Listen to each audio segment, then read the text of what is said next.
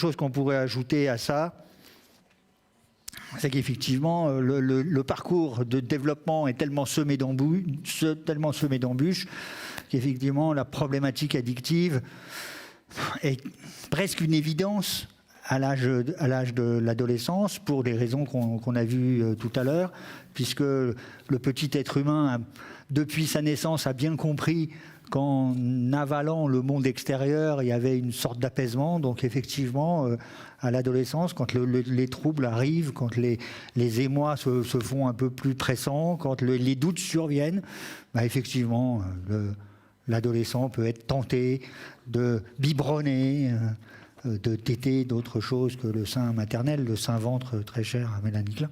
Donc effectivement, la problématique addictive se met en place un peu plus fortement à cet âge-là.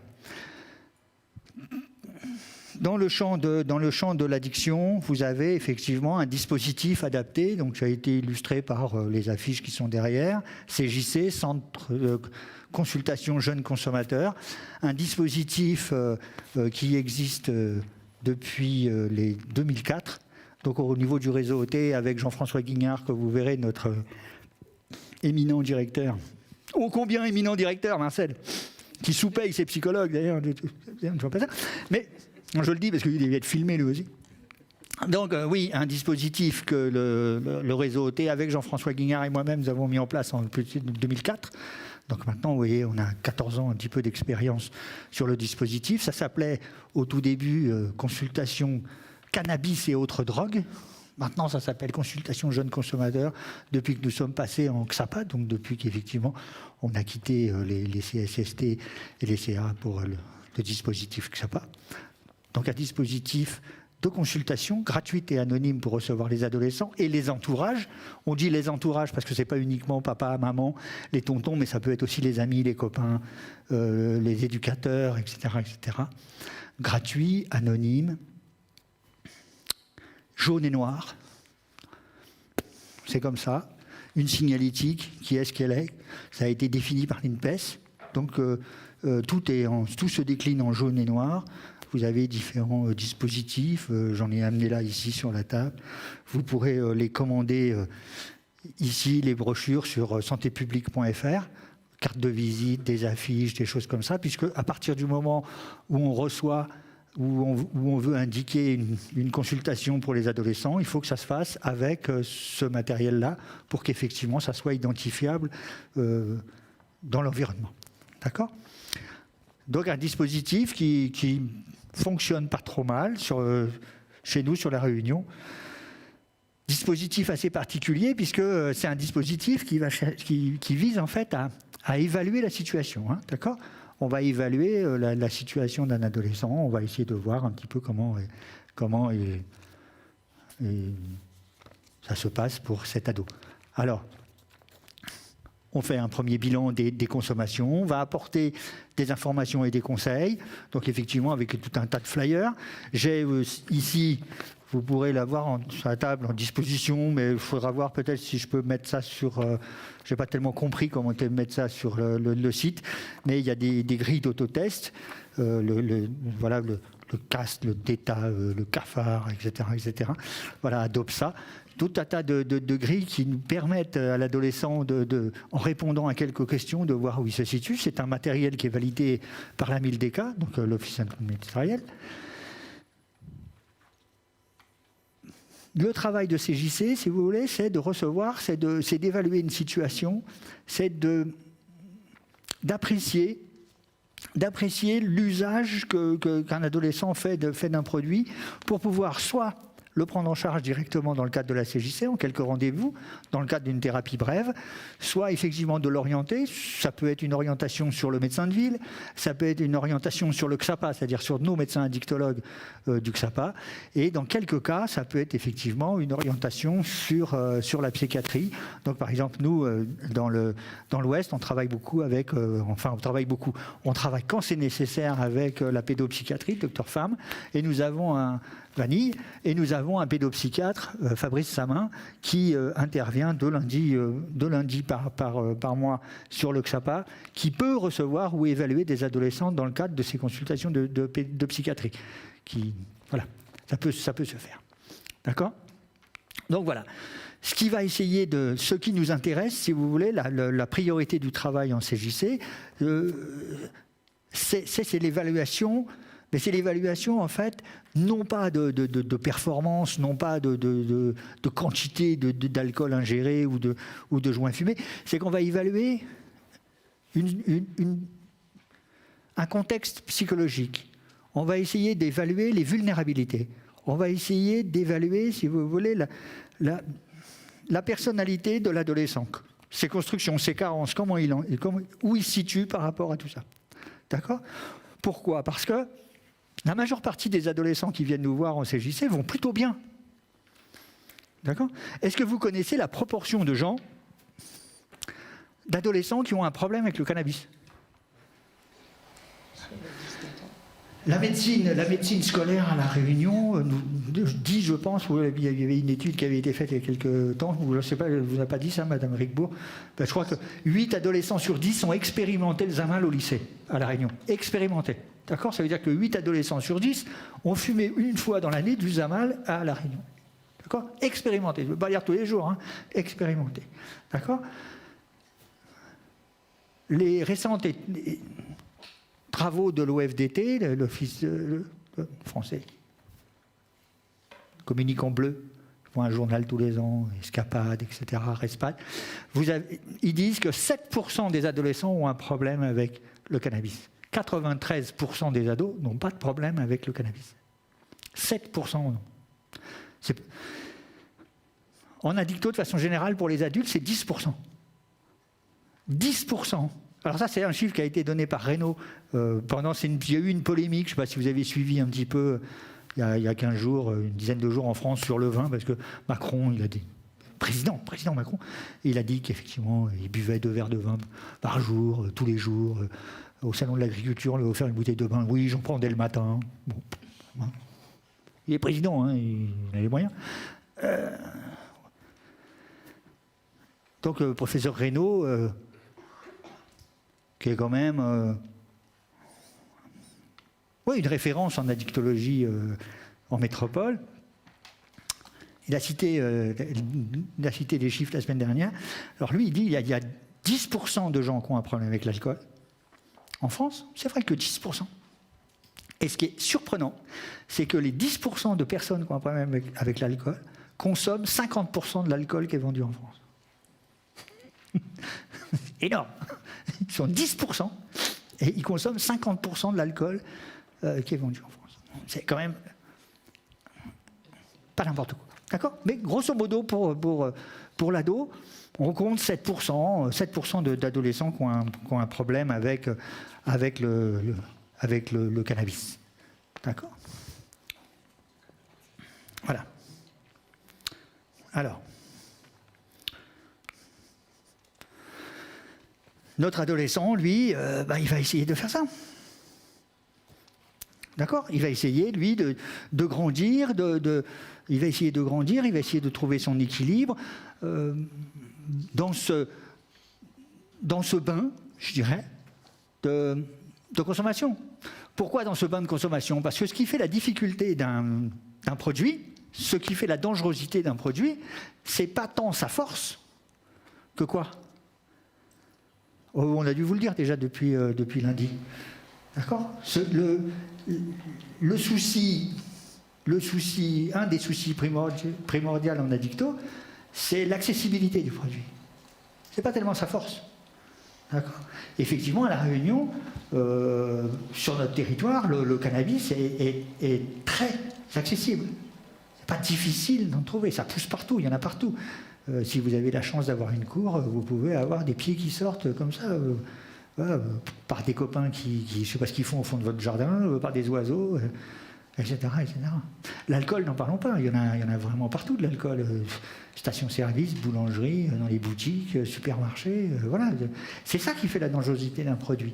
C'est son accessibilité, la facilité d'accès du produit. D'accord ? Ce matin, j'étais ce matin pour la petite histoire à Saint-André, lycée Jean Perrin, avec des enseignants, qui bien sûr m'ont interrogé sur la chimique, puisqu'il y a eu Vous avez peut-être vu une petite vidéo d'un jeune qui consomme de la chimie, donc une drogue de synthèse qui se répand pas mal du côté de Mayotte, mais qui se répand aussi ici chez nous. Donc bien sûr on en a parlé,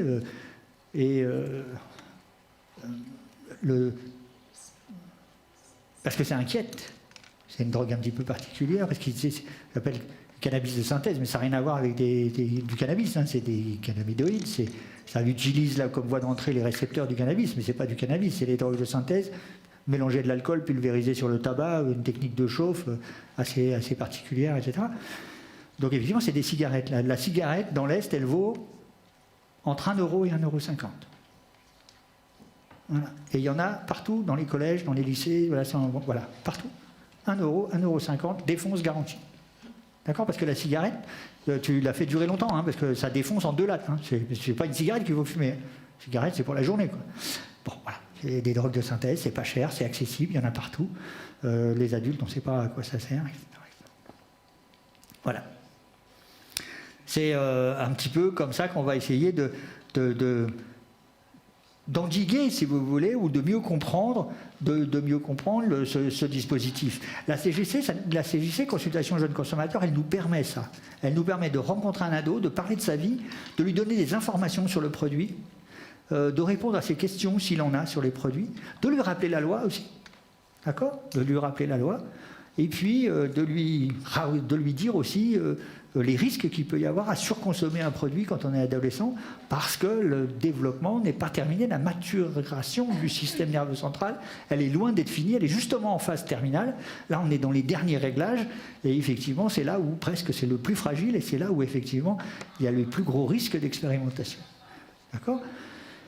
Et c'est lui donner une information la plus vraie possible, la plus sensée possible sur les conséquences d'un usage régulier néfaste. Voilà.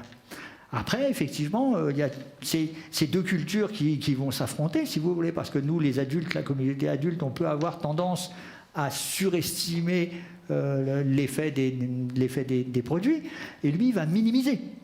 Alors, quand on reçoit un jeune en CJC, qu'on fait le bulletin d'entrée, on fait la feuille de renseignement, on essaie de mieux se connaître, voilà, lui, il nous dit « mais pourquoi je suis là? Je ne comprends pas, fumer du Zamal, tout le monde fume du Zamal, il est où le problème ?»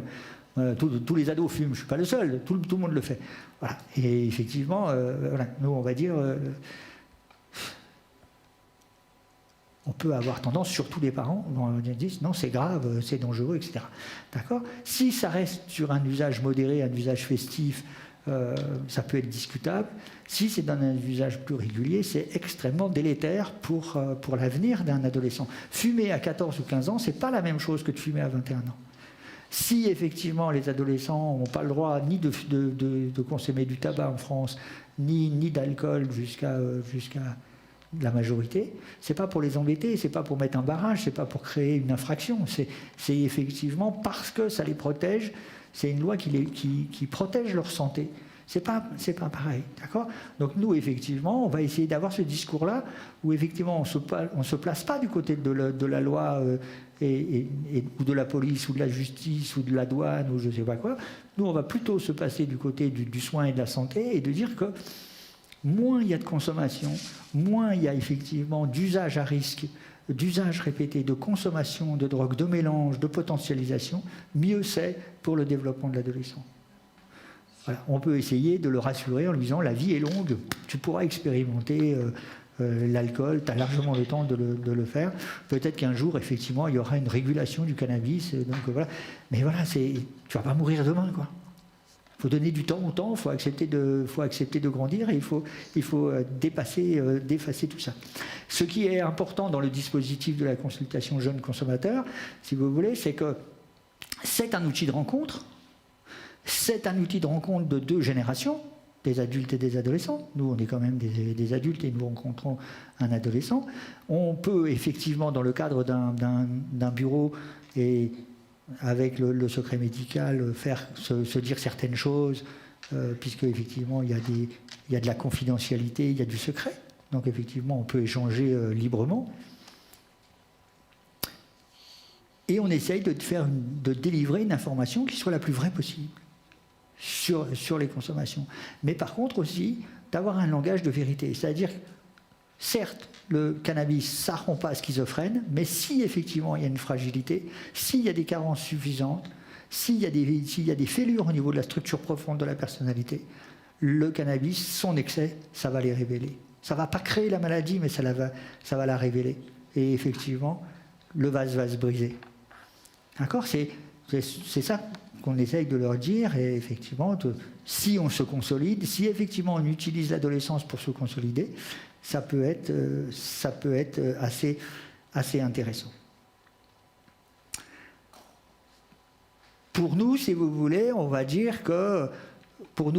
si vous voulez, qu'effectivement, la CJC, c'est une sorte de kairos, comme disaient les Grecs. C'est-à-dire, c'est une sorte d'opportunité. C'est une sorte d'opportunité. C'est une chance pour l'adolescent, finalement, d'arriver dans une consultation jeune consommateur, de pouvoir rencontrer un psychologue clinicien ou un éducateur qui a été formé, c'est-à-dire un professionnel qui a été formé à l'addicto, qui connaît le fonctionnement d'un adolescent, parce qu'il va pouvoir mieux se connaître. Et il va pouvoir gagner, si vous voulez, ce qu'on appelle des compétences psychosociales. C'est-à-dire qu'il va pouvoir gagner de nouveaux outils pour essayer d'aller mieux. D'accord ? C'est ça qui est visé. Ce qui est visé, c'est qu'il aille mieux. La difficulté pour un adolescent, on l'a vu tout à l'heure, c'est dans l'édification de sa personnalité, maintenir l'équilibre entre l'interne et l'externe, préserver son narcissisme ou le renforcer, se séparer des parents, s'individuer, avoir ses premières relations sexuelles, trouver un projet professionnel. Voilà. Il y a beaucoup de choses à faire. Mais, parallèlement à ça, l'adolescent doit aussi trouver ce qui nous accompagne tout au long de notre vie, ce que vous faites vous, comme M. Jourdain, de la prose sans le savoir, c'est-à-dire mettre en place un certain nombre de mécanismes et de compétences psychosociales qui nous permettent de répondre aux contingences de la vie. C'est-à-dire que, grosso modo, je pourrais résumer le travail que l'adolescent il doit faire dans son travail d'individuation en vous disant qu'on a fini. Je me fais rire tout seul parce que je me raconte des blagues que je sors dans d'autres colloques, ça se mélange tout dans ma tête. Je ne dois pas être normal, je vais le consulter un jour. Et qu'est-ce que je vous disais ? Oui, c'est que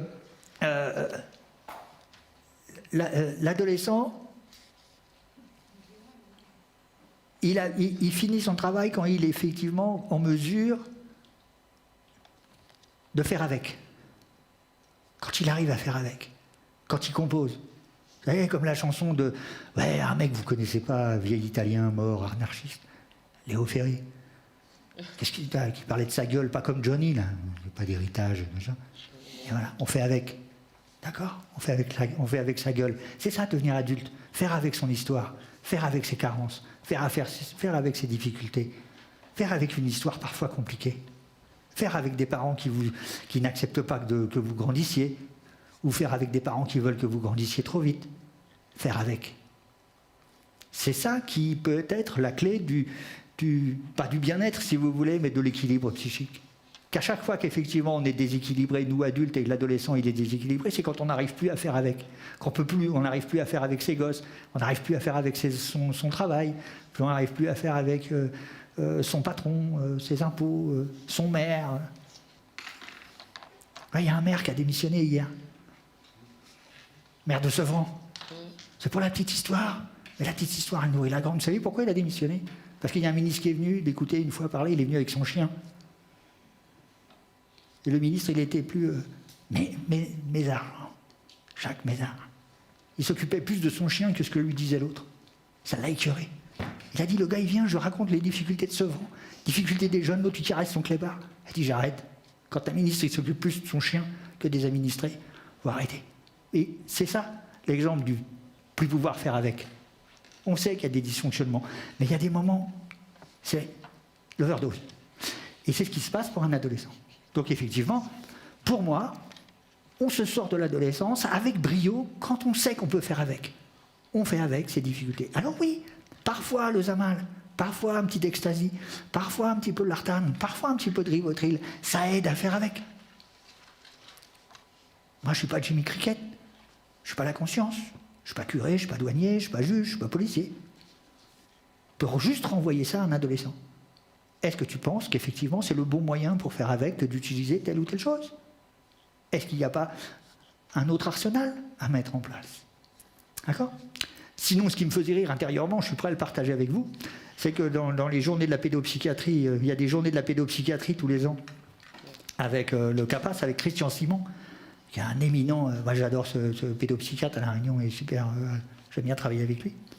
Et donc je faisais, il y a 2 ans, je crois, une intervention, puis on m'a demandé, pareil, dans la salle, ils étaient un peu plus bavards que vous, parce qu'il n'y avait pas Marcel, le caméraman, et il dit, on va te poser une question comme ça, il dit, quand est-ce qu'on a fini d'être adolescent? Alors, j'ai fait ce qu'une collègue de tout à l'heure a fait, je me suis pris en exemple. Pour moi, on finit d'être adolescent quand on achète sa machine à laver. Voilà. Donc si vous l'avez acheté à 30 ans, vous avez fini votre adolescence à 30 ans. Si vous avez acheté votre machine à laver à 20 ans, bah, vous avez fini à 20 ans. Qu'est-ce que je voulais que je vous dise? Mais voilà, c'est quand effectivement, on n'a plus besoin de personne, on est autonome, on lâche son linge sale, on s'est appuyé sur le bouton, on n'a besoin de personne. C'est l'autonomie qui se concrétise par l'achat de la machine à laver. Parce que sans machine à laver, pour un garçon, c'est bien parce qu'il peut retrouver voir maman. De façon déguisée, hein. Puis on profite pour manger un petit curry quand on va la voir en attendant que le linge se lave. Mais sinon, non, chérie, j'ai juste été laver les chaussettes, hein, c'est pas un problème. D'accord? Donc voilà, c'est le faire avec et la machine à laver. D'accord? Alors, une notion intéressante qui est la réduction des risques et des dommages. Parce qu'effectivement, s'il n'y a pas de société sans drogue, ça je pense qu'on vous l'a dit, ou vous le savez, ou vous l'avez appris, il n'y a pas de société sans drogue. Dans toutes les sociétés, il y a une drogue. Il y a des drogues légales qui sont autorisées, sauf pour les adolescents, puisque les adolescents ont le droit de consommer rien du tout. Enfin, si, ils ont juste le droit de consommer du lycée et d'avoir des bonnes notes. C'est quand même un boulot assez étrange, mais c'est comme ça. D'accord? Mais s'il n'y a pas de société sans drogue, il n'y a pas d'adolescent sans risque. Ce qui caractérise l'adolescence, ce qui est intéressant dans cette période-là, parce qu'effectivement, il y a de la biologie, il y a la puberté, il y a des choses un petit peu compliquées, ben effectivement, c'est le risque. Le goût du risque, l'amour du risque, je vois que c'était le nom d'un feuilleton avant, mais voilà, c'est effectivement c'est ça qui tente, c'est ça qui va intéresser l'adolescent, courir des risques. Donc effectivement, la consultation jeune consommateur ou une consultation à point écoute jeune, ou etc., n'importe quoi, parce que si un jour ça vous dit de faire ça aux Seychelles, à Maurice, dans votre quartier, c'est-à-dire faire un point écoute jeune et puis effectivement aborder la question de l'addicto que vous aurez traversé dans le DU. C'est d'être capable de parler de l'usage d'un produit, c'est d'essayer de trouver le sens que ça peut avoir à l'adolescent, comment il fait effectivement, pourquoi il utilise ce produit-là pour faire avec, quelle carence il essaye de boucher, qu'est-ce qu'il essaye de sauver dans son narcissisme. Mais c'est aussi d'attirer sa réflexion et son regard sur la réduction des risques.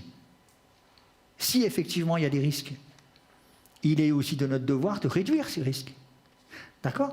Il faut effectivement réduire les risques. Alors, cette réduction des risques,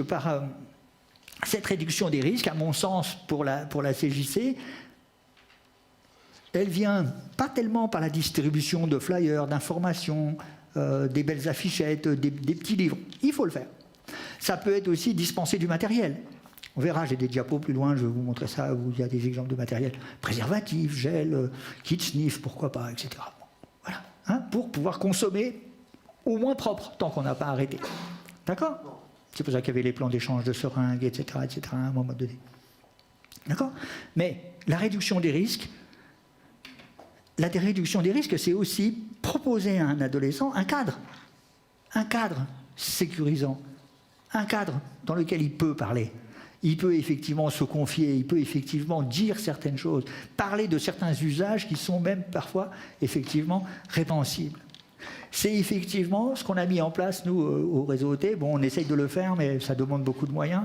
C'est effectivement quelque chose de double par rapport à ce qu'on avait vu tout à l'heure, c'est-à-dire un thérapeute, c'est-à-dire moi, je suis un peu tout seul, donc qui m'occupe de l'intériorité du patient, et puis des collègues qui peuvent être soit éducateurs, soit infirmiers, qui vont s'occuper de l'externe. D'accord? Pour qu'on puisse effectivement, chacun, il y en a un qui parle pour l'intérieur, l'autre qui parle pour l'extérieur, et on va essayer de voir cette dialectique et ce duo pour essayer de voir comment ils arrivent à maintenir leur équilibre entre ces deux pôles.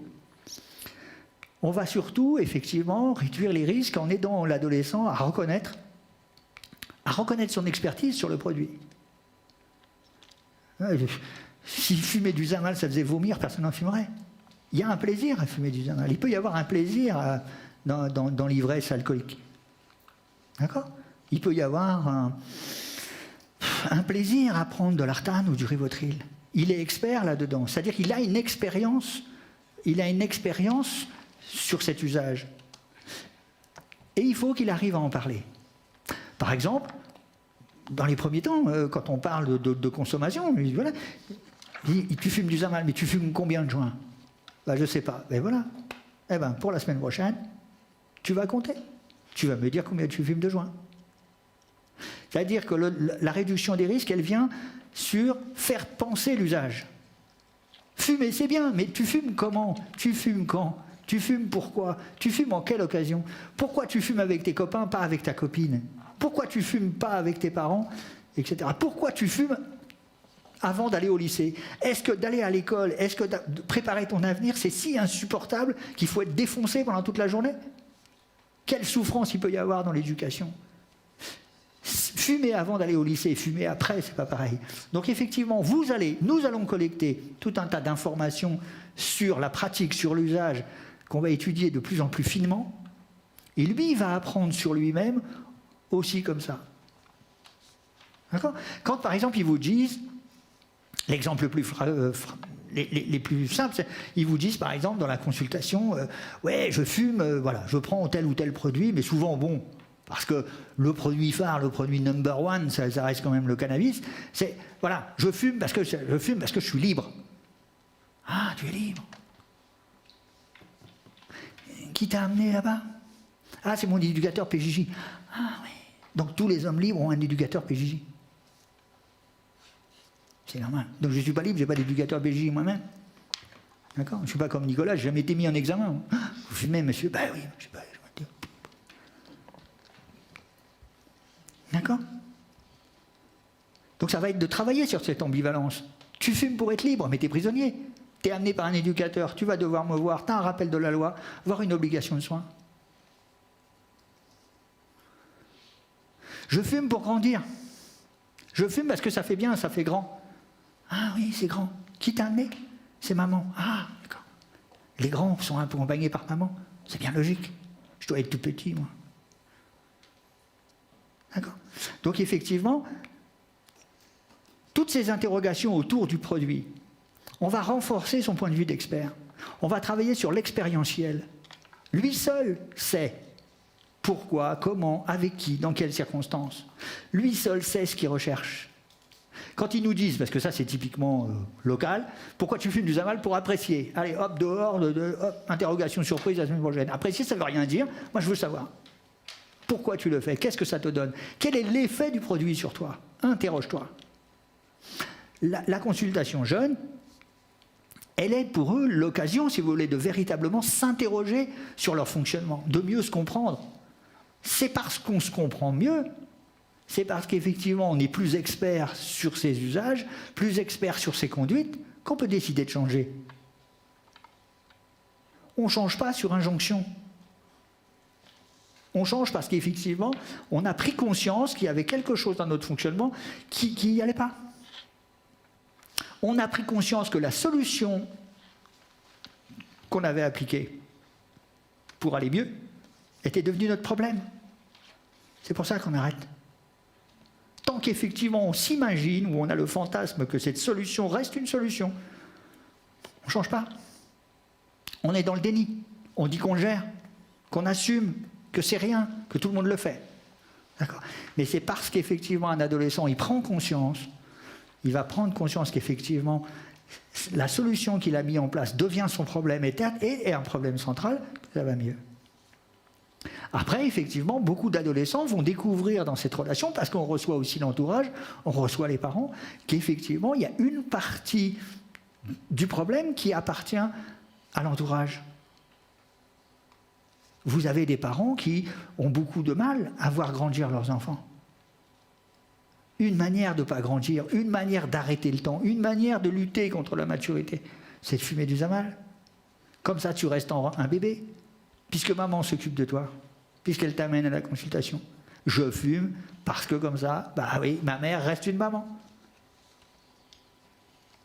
Les jeux vidéo, puisque maintenant on est en XAPA, on prend les addictions sans produits, avec produits licites, illicites, et les addictions comportementales. Dans la grande majorité des cas, l'utilisation du jeu vidéo, c'est faire croire à ses parents qu'on est là. L'adolescent, il est enfermé dans sa chambre, il est dans un monde virtuel, il n'y a que son corps qui est là, son esprit, il n'est pas là. Il est ailleurs. Et pourquoi il fait ça? Parce que les parents ne veulent pas qu'il sorte, parce que dehors c'est dangereux, parce que dehors il y a des gens qui vont te prendre pour un mouton, et t'égorger, il y a des méchants, il y a de la drogue, il y a ci, il y a là. Donc le gamin, il reste. D'accord? Nous devons, en tant qu'être humain, nous inscrire dans la réalité. Un adolescent, il doit s'inscrire dans la réalité. On n'a jamais dit que c'était beau, c'est compliqué. On a dit ce matin, effectivement, non, pas ce matin, mais tout à l'heure, mais on est le résultat de ses choix. La société dans laquelle on fait grandir nos enfants, c'est une société qu'on a mis en place, nous aussi. On a une part de responsabilité là-dedans. Comme on a une part de responsabilité dans le changement. L'adolescent, il doit aussi s'y mettre là-dedans. Le monde, il est ce qu'il est. Mais si on le protège et si on le confine dans l'espace et dans le contexte familial, ça ne va pas aller. Parce que dès qu'il va sortir, il va prendre une claque. D'accord? Ou alors il ne sortira plus jamais. Donc oui, il arrive, au détour de ces consultations, qu'effectivement, on doit prendre en charge l'entourage. C'est pour ça qu'au réseau OT, au niveau de NOXAPA, on a Jean-François Guiguin, mais je crois qu'il ne vient pas pour ça, mais qui est thérapeute familial, qui fait une approche systémique. On soigne, on prend en charge, on accompagne la famille. C'est ça la pluridisciplinarité et l'interdisciplinarité. D'accord? Ce n'est pas qu'une relation duelle de cliniciens. Il y a parfois, effectivement, comprendre comment le système fonctionne, quels sont les équilibres dans le système, pourquoi, effectivement, il y a un membre de la famille qui va se sacrifier et qui va porter le symptôme. Alors des fois, il est schizophrène, des fois, il est addict. D'accord? Et on va s'en sortir en soignant, effectivement, tout. D'accord? Donc, effectivement, cette diapositive, elle reprend, si vous voulez, un peu plus peut-être en finesse, la réduction des risques, des risques en CJC. Hein, et la réduction des risques en CJC, si vous voulez, ce n'est pas que la distribution de flyers. On réduit les dommages quand effectivement on accueille quelqu'un, quand on l'aide à penser. Ça, c'est la meilleure réduction des risques. C'est tout. Faire travailler ça, notre système nerveux central, notre appareil psychique, il a un travail. C'est une petite usine merveilleuse de 20 watts. Et pas gourmand, c'est un vrai écolo. Ça marche super bien. D'accord? Ce petit système-là, il fait que je reste le même dans un monde qui change. C'est son boulot.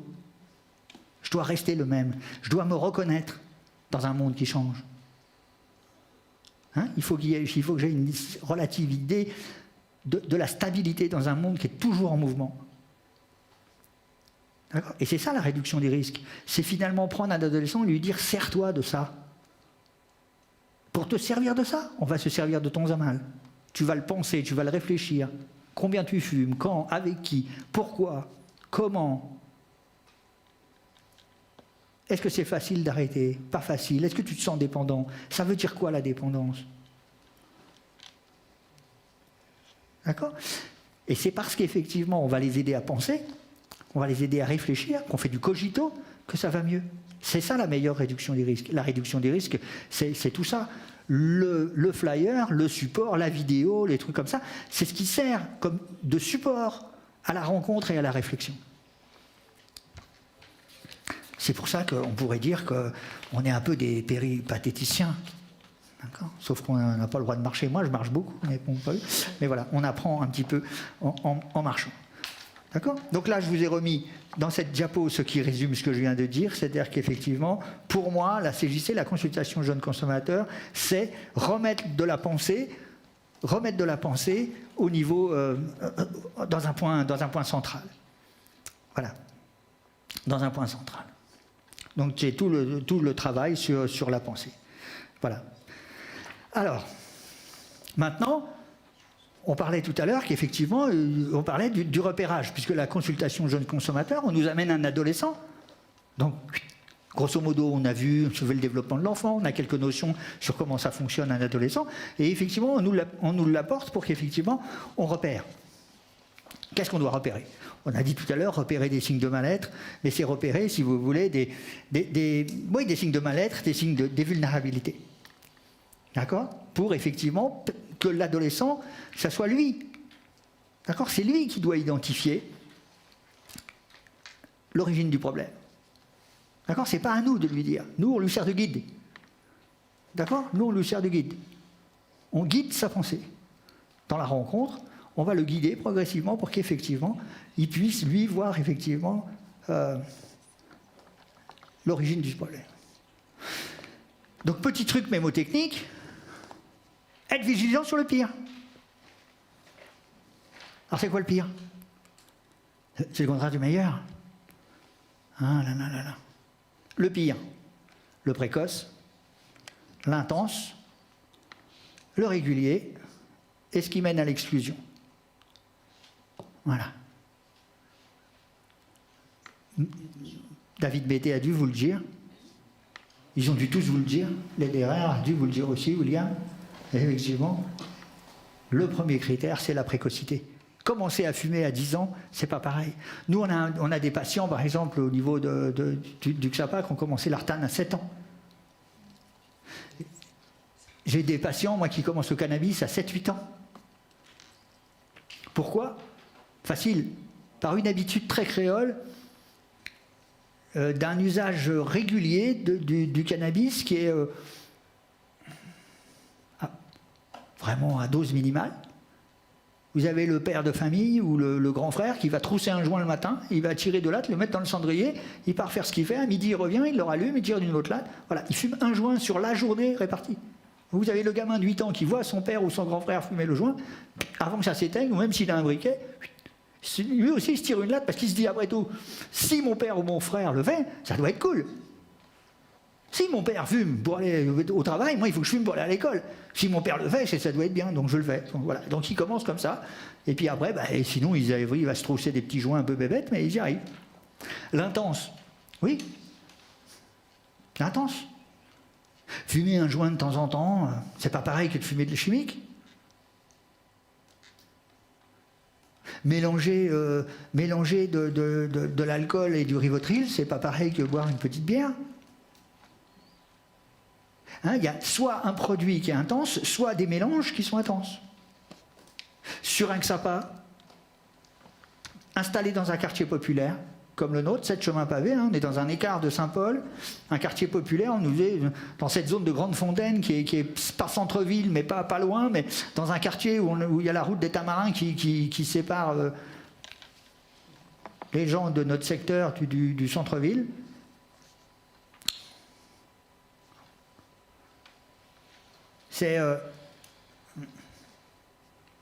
Les gens vont mélanger des produits. On a très peu de gens qui viennent pour nous dire « Ah, je fume, voilà, je suis au tabac et à l'alcool, ça m'embête. » On faisait les bilans là, parce qu'on est en période de bilan normalisé pour l'ARS, on se rend compte que la majorité de nos patients, ils sont à 5 produits. Ils consomment 5 produits en même temps, tous les jours. D'accord? C'est des polyconsommations qui augmentent. Au début, il y en avait 3. Parce que c'est vrai qu'au début, on ne comptait pas le tabac. On était en CSST, on n'avait pas de patch, on n'avait pas de tabacologie, d'accord? Donc on ne comptait pas le tabac. On était sur 3 produits. On est passé à 4, on est à 5. Donc il y a effectivement, si vous voulez, quelque chose, c'est beaucoup plus intense. Ça fait qu'augmenter, si vous voulez. Le pétard et la bière, ça ne suffit plus. Le monde est beaucoup plus complexe, plus angoissant, il faut être plus performant, il faut toujours être plus à la hauteur, il faut se doper, il faut être fort, il faut être Rambo tout le temps, en toute occasion, etc., etc. Donc il faut, et voilà, et ça, intense. Régulier, ben oui. Régulier, oui, si c'est tous les jours, si c'est plusieurs fois par jour, voilà. Et puis effectivement, le E qui mène à l'exclusion. toutes les études un petit peu anciennes, si vous voulez, sur les stupéfiants, sur l'usage des drogues, les chamans, etc. Quand vous allez en Polynésie, le kava, par exemple, du côté de Diego, le cat, il y a une grande partie des consommations de drogue qui se font pour la rencontre avec l'autre. Je ne suis pas dans le jugement, moi je ne sais pas s'il faut, si c'est bien, pas bien, moral, pas moral, mais il y a beaucoup effectivement de consommation d'alcool. Regardez en France par exemple. Alors avant en France, il y a un truc qui ça me fait un peu des fois rire, sourire, je trouve que c'est rigolo, la langue française, les mots sont marrants. Avant on disait vin d'honneur, maintenant on dit verre de l'amitié. L'honneur a disparu de notre pays. Donc c'est assez marrant maintenant, il n'y a plus d'honneur, c'est juste de l'amitié. Donc c'est le petit verre de l'amitié. Oui, des consommations d'alcool, où effectivement ce qui compte, c'est pas tant la consommation, c'est pas tant le produit, c'est la rencontre. Mais effectivement, quand vous avez affaire à des jeunes, on a des jeunes qui sont complètement déstructurés, complètement pétés, complètement cassés, qu'heureusement parfois quelques camarades emmènent à la consultation, mais qui consomment et qui sont seuls, tout seuls. Pas de famille, pas d'amis, pas de copines, pas de boulot, rien, tout seul. Voilà, le poids de la solitude. Ils se sont exclus de la société. D'accord ? Voilà. Donc là, on a le pire.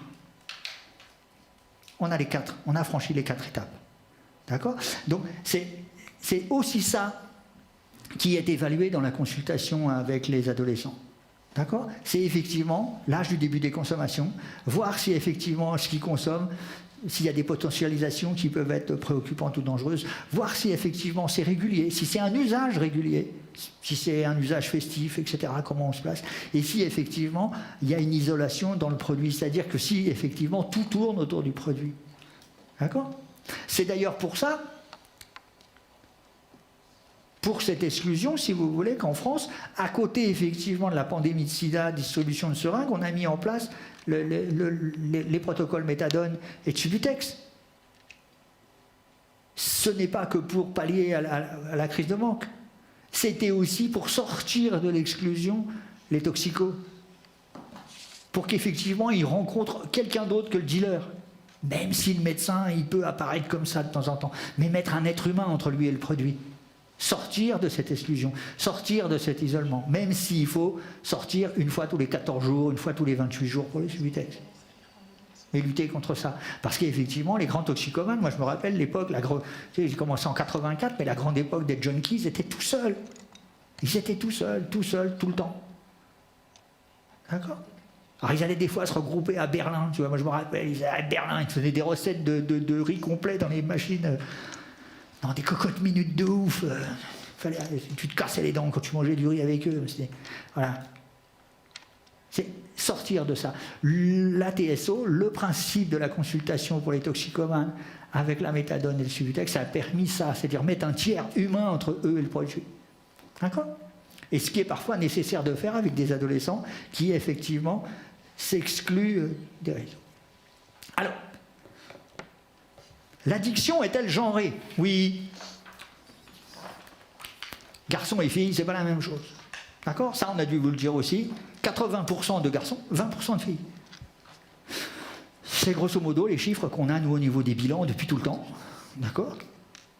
On ne peut pas avoir un XAPA où il y a 50-50, la parité n'existe pas. C'est vrai qu'effectivement, il y a beaucoup plus de garçons que de filles. D'accord ? L'adolescent va exprimer sa souffrance de façon violente et impulsive. C'est pas du tout pareil que la fille. Alors, il va pas mal tout le temps. C'est très difficile de poser un diagnostic chez un adolescent parce qu'effectivement, beaucoup de manifestations de l'adolescence sont pas pathologiques. C'est pour ça qu'effectivement, si vous êtes formé à la psychologie, si vous avez l'habitude, si vous êtes rompu par exemple à la psychopatho adulte, ça ne vous sert à rien en pédopsie. D'accord ? Ça ne sert à rien. D'accord ? Il y a l'enfant d'un côté et l'adulte de l'autre. C'est 2 fonctionnements qui sont complètement différents. D'accord ? Donc effectivement, comment savoir si il va mal ? Il va pas mal si effectivement il cherche des sensations. D'accord ? La recherche de sensations, voilà, rouler vite, Il y a des sports là du côté de Saint-Pierre, des fois c'est descendre.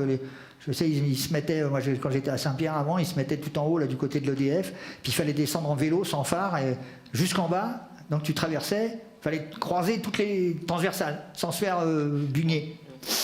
Voilà, premier arrivé en bas. Voilà, ça donne effectivement le sentiment d'exister. Se mesurer aux risques et aux interdits. Ça, c'est typiquement de l'adolescent garçon.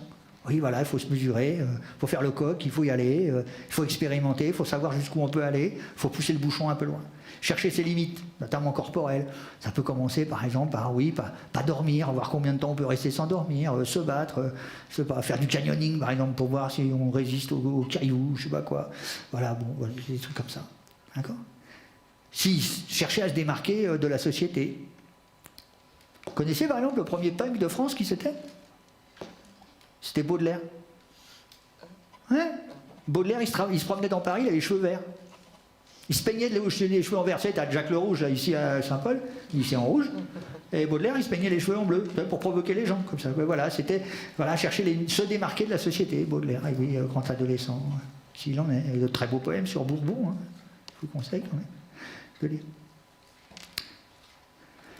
Il va pas trop mal s'il en veut à la société, hein, s'il envoie tout bouler, s'il dit Nicolas par-ci, Emmanuel par-là, voilà, s'il en veut à tout le monde, c'est pas forcément bien. Et qu'effectivement, il va pas mal s'il fume et il boit pour s'intégrer à un groupe d'amis. 8 garçons sur 10 à La Réunion expérimentent le Zamal. En manière quand je rencontre les gens de l'éducation nationale ou certains parents, j'ai toujours une blague. Donc effectivement, là je vais la dire à mon ami Marcel, donc ça va être internationalement connu, qui va me mettre en danger. C'est qu'effectivement je dis, moi je m'inquiète pour les 2 qui ne fument pas. Oui, à La Réunion, c'est tellement banal, c'est tellement accessible, que oui, parfois, effectivement, un adolescent, il se retrouve dans un rond à fumer du Zamal, parce que c'est plus simple de fumer que de dire « j'ai pas envie de fumer ». Voilà, parce qu'on l'a vu tout à l'heure. Parce que ce qui est rassurant pour un ado, c'est l'effet de miroir. D'accord ? C'était cette espèce de liriopée, là, ce miroir dans lequel on se voit. Donc oui, pour un ado, c'est plus facile. Il n'a pas à s'expliquer pendant 10 ans. Voilà. Donc effectivement, oui, il fume, il boit, parce que ça lui permet de s'intégrer à un groupe d'amis. Et puis, il va pas mal si effectivement il rencontre des difficultés passagères. Pourquoi je dis ça ? Parce qu'on dit souvent, ah oui, quand il y a effondrement des notes, ça y est, c'est grave, il y a quelque chose qui est pas bien. L'effondrement des notes, ça peut être passager. Il faut voir si ça dure et il faut que ça soit général. Si c'est que les maths, c'est pas grave. Que ce soit général et il faut que ça dure.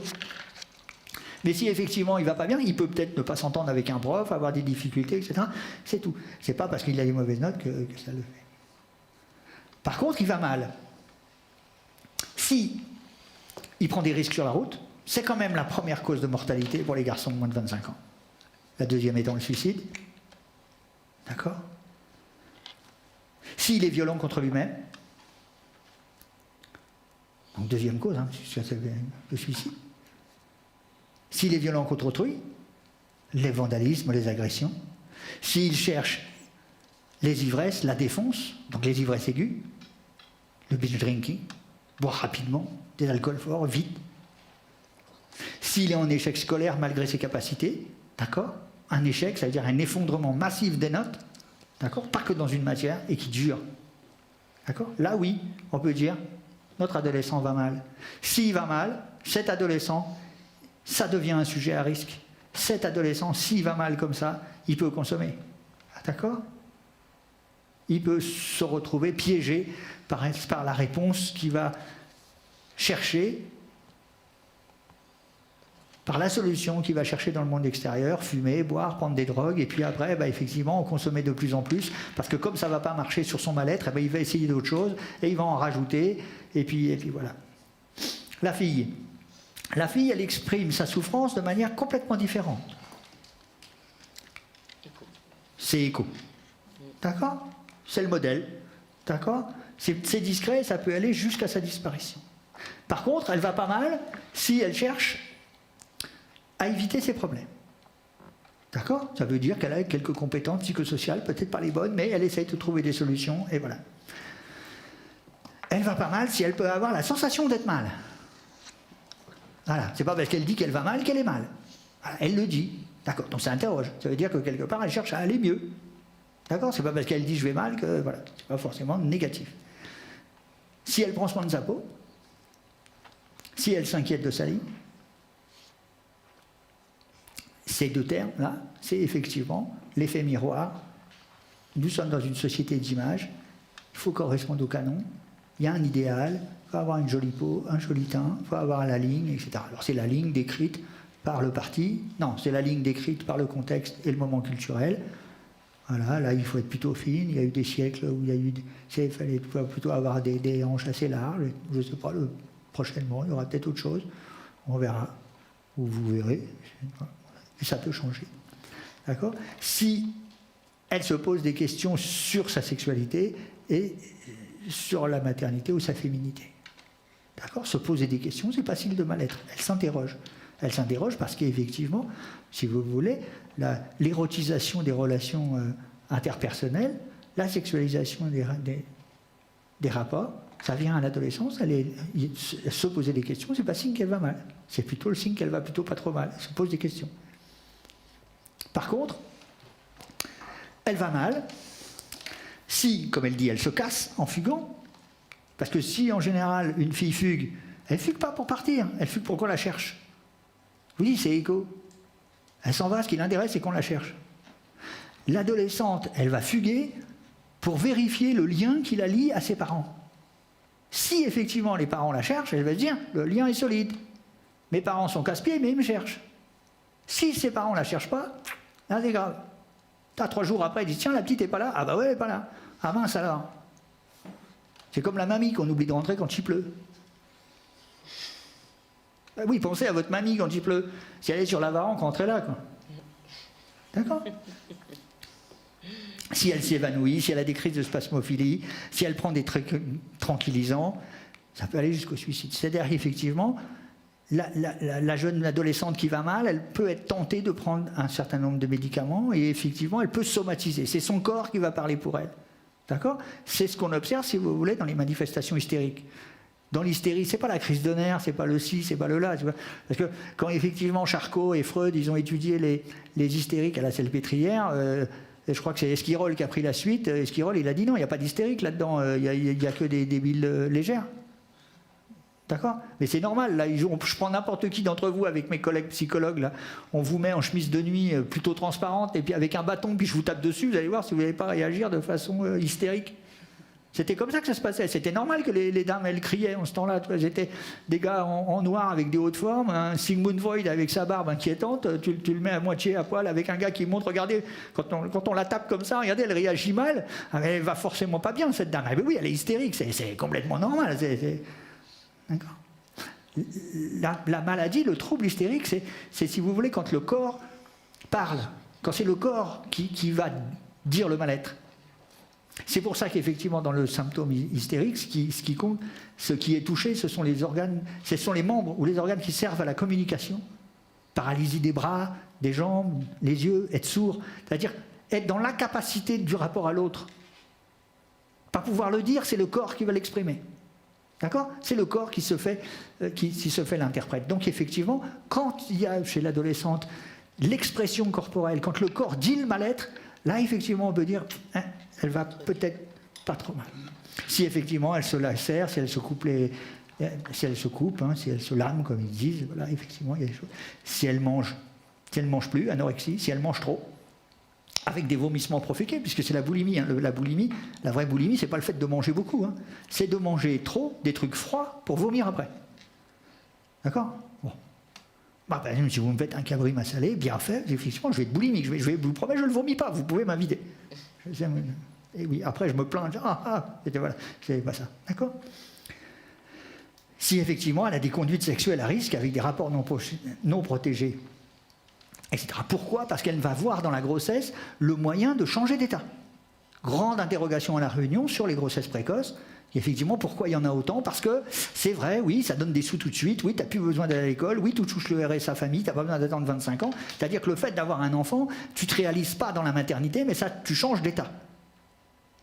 Donc effectivement, par rapport à ce qu'on a dit tout à l'heure, on n'est plus dans l'avoir, on est plutôt dans l'être. D'accord?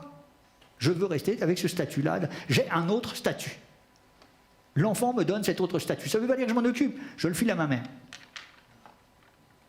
Elle va s'en occuper. La cause des souffrances est souvent méconnue. L'adolescent ignore, si vous voulez, ce qui le fait souffrir. D'accord ? En général, c'est des problèmes psychologiques, du vécu infantile, des tensions qui vont s'exprimer bruyamment. C'est-à-dire que c'est des carences, des troubles, des imperfections, des défauts, des traumatismes plus ou moins grands qui ont émaillé les différents stades qu'on a vus tout à l'heure. D'accord ? Mais effectivement, il n'a pas une connaissance parfaite de ce il n'arrive même pas à dire qu'il va mal. Voilà, le garçon, il va tout casser, la fille va tomber malade, mais il est incapable de vous dire ce qui ne va pas. D'accord ? Ça reste méconnu, et c'est pour ça qu'effectivement, il y a besoin de cette approche. Alors, il y a un manuel technique, un manuel pratique dans la prise en charge qui a été élaboré au niveau de notre fédération Addicto, puisque avant on était sous la NITEA, maintenant on est en fédération Addicto. Nous avons élaboré, si vous voulez, avec les collègues, on avait fait un groupement de psychologues en Addicto, ça s'appelle le GPA, un truc assez rigolo. Voilà. Et en fait, on avait, par des échanges de pratiques, par rapport à ce qu'on faisait sur le terrain, on a fait remonter un certain nombre d'éléments pour mettre en point un manuel de processus d'accompagnement et d'alliance pour le changement thérapeutique, le pacte, que certains d'entre vous, si vous vous intéressez, vous pouvez commander sur le site de la Fédération Addiction, qui est un manuel comme ça. Alors très mal foutu, je vous dis, parce que bon, faut pas trop. Si vous le commandez, c'est simple, je vais dans votre bureau, je verrai vite si vous l'avez ouvert. Si vous avez travaillé avec, parce que le mien, il ne ressemble plus à ça, parce qu'il est broché, parce que celui-là, quand vous allez le lire, les pages vont tomber. Voilà, c'est un truc qui a été fait par une fédération très pauvre, donc on n'avait pas de moyens, et effectivement, le brochage n'est pas terrible. Mais vous avez un véritable guide, étape par étape, phase par phase, pour la prise en charge des adolescents, pas seulement pour les psychologues cliniciens, ça peut être pour toute personne qui montre un intérêt à la prise en charge d'un ado et qui veut essayer de comprendre. Donc effectivement, dans un premier temps, on présente les thérapies systémiques et dans un second, les étapes de l'entretien clinique. C'est un manuel qui est assez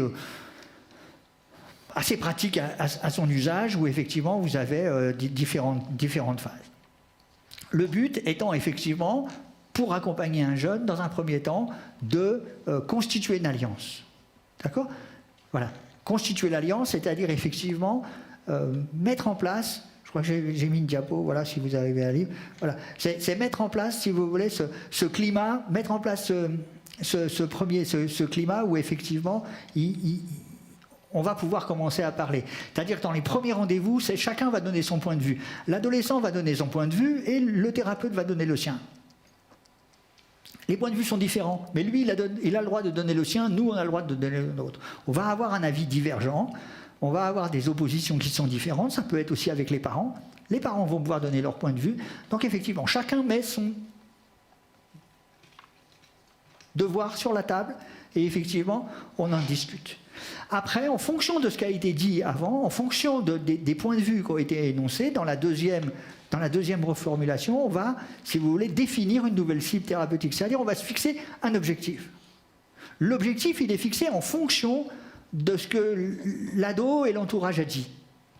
D'accord ? C'est pas, si vous voulez, c'est la différence. C'est la différence entre la pédagogie, vous par exemple. Là, vous êtes dans un rapport de pédagogie, d'accord ?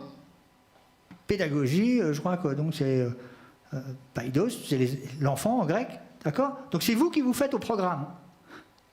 Je suis méchant, hein. C'est vous qui vous faites au programme. C'est quand on va à l'école, c'est comme ça. On va à l'école, on s'assoit, le maître il déroule son programme, l'enfant, dans un rapport pédagogique, il s'assoit, il écoute. Et il apprend comme ça. D'accord ? Pour les adultes, ce que vous devriez mettre en place, mettez-le en place dès demain quand je serai parti, c'est ce qu'on appelle l'andragogie. Tendros, pas la confiture. Andros, c'est homme en grec. Le gars, il dit, ouais, Andros, chouette, on va bouffer de la confiture demain. Non. D'accord ? L'andragogie. C'est-à-dire, l'andragogie, ça part du principe, et effectivement, normalement, c'est vous, adultes, vous avez un parcours, vous avez des compétences, vous avez des qualités, vous avez déjà des savoirs, c'est vous qui devez définir le programme. C'est vous qui devez influencer sur le programme. Donc cette seconde partie, si vous voulez... Ah non, c'est juste là. Cette seconde partie, si vous voulez, elle s'appuie sur de l'andragogie. C'est l'adolescent qui doit effectivement dérouler son programme. C'est lui qui donne les indications thérapeutiques. C'est lui qui fixe son objectif. C'est lui qui nous dit où il veut en arriver. Moi, je lui pose toujours la question, tu veux quoi par rapport à ton zamal? Arrêter, sevrer, comprendre, gérer. Qu'est-ce qu'on se fixe comme objectif? On va essayer de se fixer un objectif qu'on peut atteindre. D'accord? Et c'est comme ça que ça fonctionne, parce qu'on va le faire étape par étape. Il va nous dire dans un premier temps, je veux comprendre.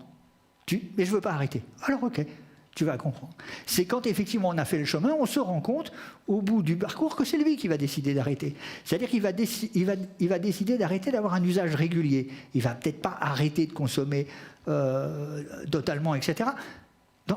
Dans beaucoup de cas, ils le font, ils arrêtent. Mais dans d'autres, ils vont réduire. Et on va arriver, si vous voulez, d'un usage médicamenteux à un usage beaucoup plus festif. Mais c'est lui qui aura défini son programme. C'est lui qui aura défini ces différentes étapes. D'accord?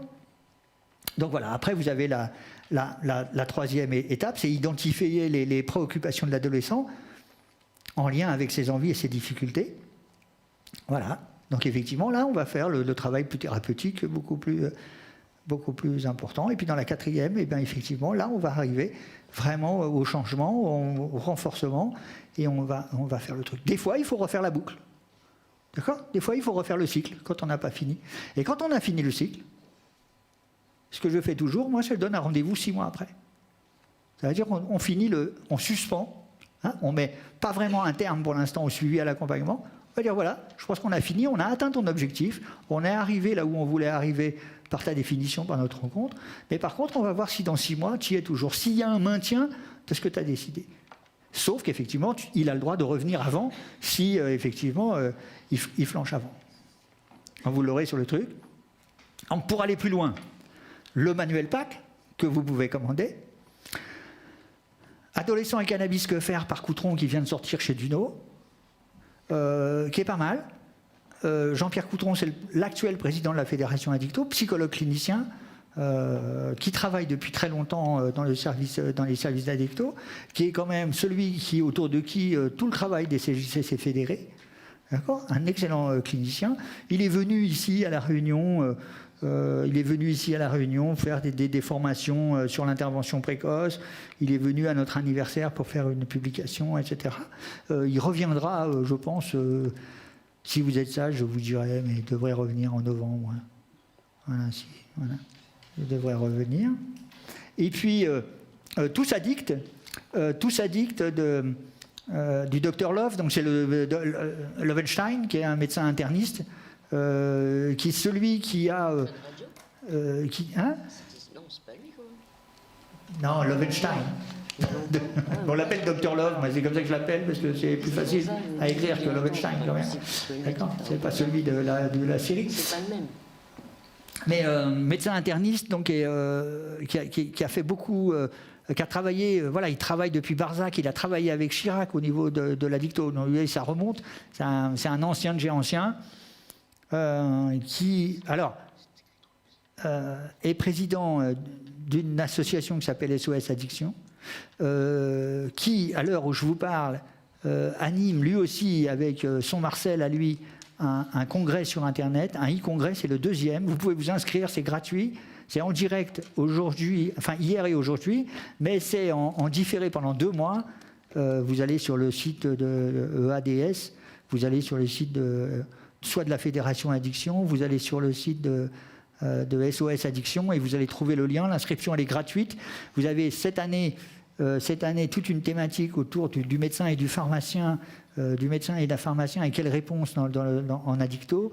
Vous allez avoir, il y a plein de conférences, il y a des conférences qui sont très courtes. Vous allez avoir notamment cela, si je vous libère et que vous roulez très vite et que vous vous connectez sur Internet, vous allez voir le docteur Patrice Emery, Samy Serra, qui sont donc notre président du réseau OT, Samy Serra, médecin interniste, vacataire chez nous, et Madame Rabot Honoré, qui est mauricienne.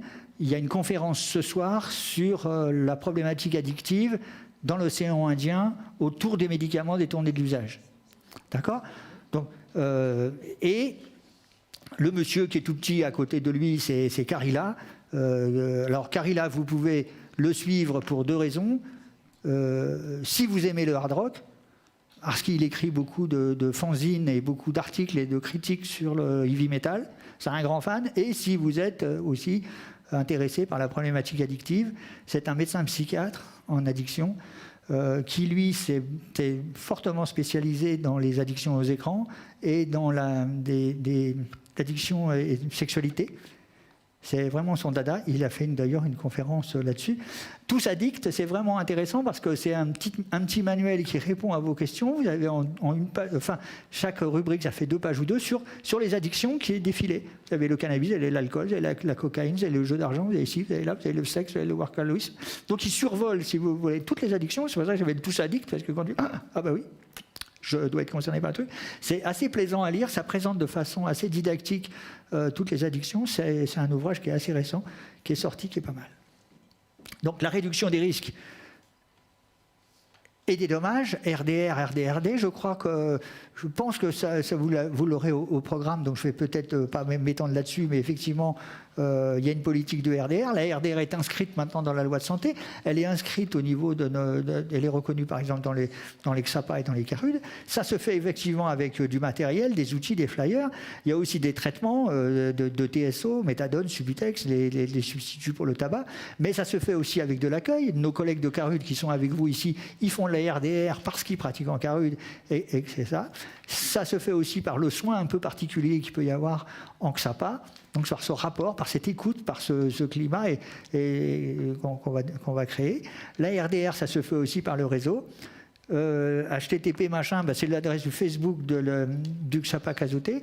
Donc ça, c'est que je tiens à peu près à jour parce que je suis comme Napoléon, je dors très peu. Donc je fais ça la nuit, donc ça m'occupe. Et pour vous, le matin, vous avez 10 trucs à lire, interrogation à 9h quand on arrive au boulot. Donc je suis toujours, parce qu'ils n'ont pas le temps de lire, je ne sais pas ce qu'ils font, ils passent leur temps à dormir, c'est incroyable. Mais bon, vous avez, je mets dessus des vidéos, vous avez à peu près, pas tout ce qui, c'est pas tout ce qui concerne l'addicto, mais c'est un peu quelque chose de sélectif que je fais par rapport à mes préoccupations. En ce moment, il y a une pétition à signer pour la régulation du cannabis, si ça vous intéresse. Il y a les prises de position de Buzyn, il y a les 25 mesures de prévention qui ont été décidées hier, etc., etc. Donc voilà, il y a plein de choses. L'addiction, l'addictologie, si vous voulez, c'est une science nouvelle, c'est vraiment une branche toute nouvelle, toute récente. Donc effectivement, beaucoup de production, beaucoup de littérature, beaucoup de sites. Il y a de tout, mais il faut arriver à faire le tri. Après, effectivement, quelque chose qu'on va essayer de développer, nous, au niveau du XAPA, et aussi quelque chose, mais peut-être je vous en parlerai peut-être un peu plus tard, plus pour l'année prochaine, parce qu'on commence juste l'expérimentation. Sur le territoire de la Réunion, on expérimente quelque chose qui n'a jamais été fait en France, c'est-à-dire on expérimente une charte de l'intervention précoce, donc en direction des adolescents. Les Suisses ont ce modèle-là depuis très longtemps. En France, ça ne se fait pas. Donc on expérimente, nous, sur l'Ouest, cette charte. Donc parce que c'est dans le dispositif de prise en charge qui va s'insérer, si vous voulez, entre la prévention et la CJC, au niveau d'un adolescent. Ça peut demander des aménagements de règlement intérieur. Il peut y avoir voilà, donc il y a une charte à passer parce qu'effectivement, il y a des entretiens qui doivent se dérouler dans un climat de confidentialité, quasiment sous le secret médical. Et parfois, c'est compliqué parce que vous savez, par exemple, qu'à l'Éducation nationale, si je vais consulter à l'Éducation nationale et qu'un adolescent me dit qu'il fume du Zamal, j'ai l'obligation de le signaler à la direction qui va lui-même avoir l'obligation de téléphoner aux parents et aux flics. Donc vous voyez, ça devient compliqué de faire de l'addicto à l'Éducation nationale. Donc ça nécessite des changements. Il faut qu'effectivement on puisse expérimenter ça. Il faut que l'Éducation nationale soit d'accord pour qu'effectivement on ne soit pas en faute si on ne signale pas. D'accord ? Donc voilà, il y a tout ça. Mais c'est pour développer, si vous voulez, les compétences psychosociales. Les compétences psychosociales, si vous voulez, c'est ce qu'on doit essayer de faire avec un adolescent, c'est-à-dire on doit l'accompagner on doit l'accompagner pour qu'il puisse effectivement répondre aux difficultés, aux vicissitudes de la vie. Il y a une dizaine de compétences, vous pouvez comme ça en les lisant voir si vous les possédez, si vous les avez, si vous les utilisez bien. C'est savoir résoudre des problèmes, savoir prendre des décisions. Alors ça, bon, savoir résoudre les problèmes, les garçons, ça va, ça, on est doué là-dessus. Savoir prendre des décisions, à ce qui paraît, on n'est pas très doué. Je ne sais pas, ou alors c'est vous, mesdames, qui nous le dites ça tout le temps, mais bon, voilà, hein, savoir prendre des décisions. Voilà, des fois on tarde trop, peu de procrastination, on attend, je ne sais pas, qu'est-ce qu'aurait fait mon père à sa place, je ne sais pas, j'en ai jamais parlé, donc je prends rien. Vas-y, décide, chérie. Voilà. D'accord ? Des fois c'est compliqué. Avoir une pensée créative, ça c'est fondamental, c'est pour ça qu'effectivement dans la CJC, on les aide à penser, faire travailler ce truc-là, l'imaginaire, d'accord ? Les projets, les rêves. D'accord ? Et avoir une pensée critique par rapport au monde, être capable de critiquer le monde, la réalité, se critiquer soi-même, pouvoir rire de soi, etc., etc. D'accord ? Savoir communiquer efficacement, être habile dans les relations interpersonnelles, ça devient des fois un peu plus compliqué, mais il y a des exercices, il y a des jeux, il y a des techniques, on peut s'améliorer, on peut gagner là-dedans dans la communication efficace et dans l'habileté des relations interpersonnelles. Avoir conscience de soi et de l'empathie pour les autres. Donc là, effectivement, c'est quelque chose qu'on peut gagner dans la rencontre avec un psychologue clinicien, mais ça peut être aussi, je vous dis, avec un professionnel bien formé, avec un éducateur qui fait des entretiens cliniques, de la clinique éducative, avec un infirmier qui va faire ses entretiens infirmiers, avec un médecin aussi. Voilà. On peut effectivement gagner beaucoup et être plus performant en conscience de soi, c'est-à-dire se connaître, et puis avoir de l'empathie pour les autres, c'est-à-dire effectivement être en mesure parfois de comprendre l'autre et puis d'imaginer ou de se figurer ce que notre conduite peut avoir comme effet sur l'autre. C'est souvent ce que les patients qu'on a dans notre colloque, dans l'intimité de la relation clinique avec nos patients, c'est souvent ce qu'ils n'ont pas, s'il vous plaît. Là, par exemple, j'ai un patient en ce moment, bon, c'est vrai qu'il est un peu épileptique, donc il a un vrai fonctionnement d'épileptique. De temps en temps, il faut qu'il s'évade, de temps en temps, il disparaît, de temps en temps, il n'est pas là, quoi. Puis il revient après, et il ne comprend pas que... Enfin, comme il n'en parle pas à sa femme, il ne comprend pas que ça a un impact sur elle. Il ne comprend pas qu'elle se pose des questions. Il ne comprend pas pourquoi elle n'accepte pas. Donc voilà, il lui dit, mais il faut en parler, c'est dans le dialogue, il faut que tu lui parles, qu'effectivement, oui, des fois c'est ce que tu ressens, quasiment, tu fais ça inconsciemment, mais tu le fais, mais il faut que tu en parles, parce qu'elle peut avoir un autre point de vue sur la question, elle peut dire, il est parti avec une autre, et il parti, il ne reviendra jamais, je ne sais pas ce qu'il fait, il peut y avoir de l'inquiétude, etc., etc. Donc effectivement, développer l'empathie, ça, effectivement, nos patients en addicto, les ados en addicto, ils n'ont pas beaucoup d'empathie pour les autres. Déjà, un adolescent, il n'est pas très empathique, mais alors les nôtres, ils le sont encore moins, parce que comme de toute façon, ils disent que s'ils sont dans l'embarras, c'est à cause de l'autre, c'est cette fameuse dépendance de l'autre. C'est les parents qui les ont rendus malades, c'est les carences, c'est les coups, c'est les blessures, c'est les traumas. Donc forcément, l'autre est à l'origine de toute cette souffrance. Donc il n'a pas du tout envie d'avoir de la moindre empathie pour cet autre-là. Ça n'intéresse pas du tout. Et puis effectivement, savoir gérer son stress et savoir gérer ses émotions. Pourquoi ? Parce qu'effectivement, la conduite addictive, le recours à l'objet addictif, la solution addictive, c'est quelque chose qui effectivement permet de gérer le stress. Fumer une cigarette, ça apaise. Boire un coup, ça va apaiser, etc. Vous voyez, quand vous êtes à la pause, c'est... Voilà, moi je ne fume pas, mais bon, voilà, c'est le café. Pour certains, c'est la cigarette. Peut-être ce soir, quand vous allez sortir, ça va être une bière, etc., etc. Il y a un texte de Freud très intéressant, je ne me rappelle plus dans quel bouquin, mais Freud, il avait fait un texte très... Parce que Freud, il n'a pas tellement réfléchi sur l'addicto. Hein. Ça n'a pas été son truc au niveau de la psychanalyse. Ils n'ont pas tellement pensé à l'addicto, à part Ferenczi, puisque c'est à Ferenczi qu'on doit c'est Ferenczi qui a dit toxicomanie. C'est lui qui a imaginé ce terme.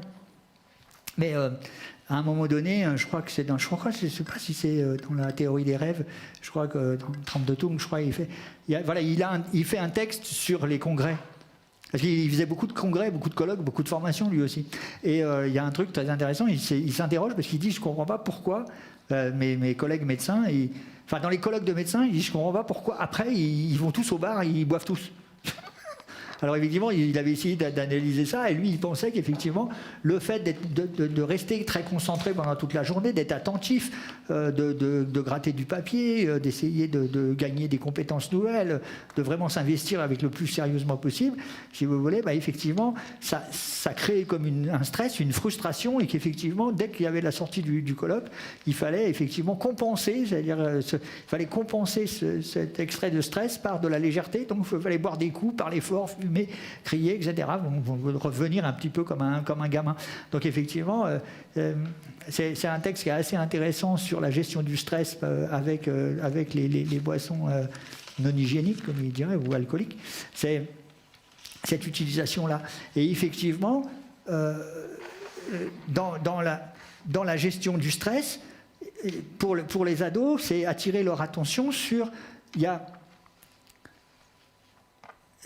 Il y a une utilisation assez complexe du produit dans la gestion du stress. C'est-à-dire qu'il y a la gestion du stress qui est anticipée. Vous avez des ados qui vont, par exemple, consommer avant. D'accord ? Consommer avant. D'ailleurs, Tim, il a été... je sais qu'il y a été, puisque je l'ai vu faire une action de prévention dans les boîtes de nuit ce week-end. Je l'ai vu furtivement passer en scud. Ah mais attends, mais moi je vais contrôler les... les gars, ça se fait pas comme ça. J'y vais.